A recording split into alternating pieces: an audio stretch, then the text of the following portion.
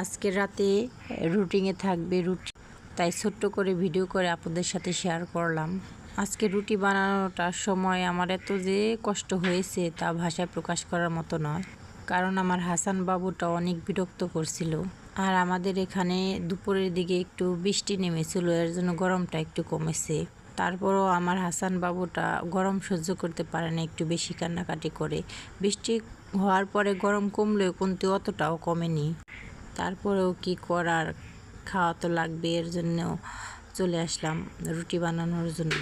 ভাবছিলাম যে ভাত খেতে আর ভালো লাগছে না, তাই ভাবলাম যে আজকে রাতে রুটি বানিয়ে খাবো। আমার রুটি বানানোটা শেষ হয়ে গেছে, তাই আমি আবার গরম পানি করার জন্য চুলায় বসিয়ে দিলাম।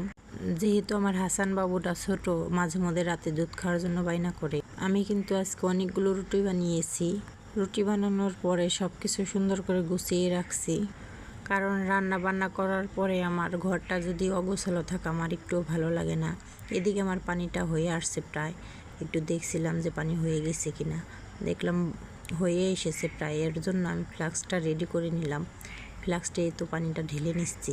পানিটা ঢালার সময় আমার ছেলে আমার পাশেই দাঁড়িয়ে আছে, মানে নাড়াচাড়া দিচ্ছে। আমি মনে মনে বলছি আল্লাহ শরীরে যেন পানি না পড়ে। তারপরে কিছু করেনি, সাবধানতা অবলম্বন করে আমার কাজ করে যেতে হয়।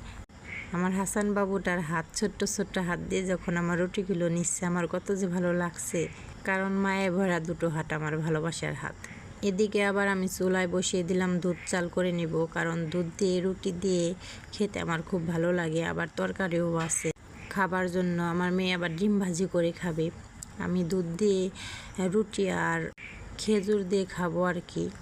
দুধ, খেজুর আর রুটি দিয়ে কিন্তু খেতে আমার রাসূল সাল্লাল্লাহু আলাইহি ওয়াসাল্লাম অনেক পছন্দ করতো, এর জন্য আমি মাঝে মধ্যে খাই। ওটা খাওয়া শরীরের জন্য অনেক উপকার, এবং বাসি রুটি খাওয়াও কিন্তু সুন্নত এবং খাওয়া অনেক ভালো, এর জন্য খাই। তারপর আমার রান্নাবান্না শেষ হওয়ার পর আমি ঘরটা সুন্দর করে গুছিয়ে নিচ্ছি। আমার ভিডিওটা এই পর্যন্তই।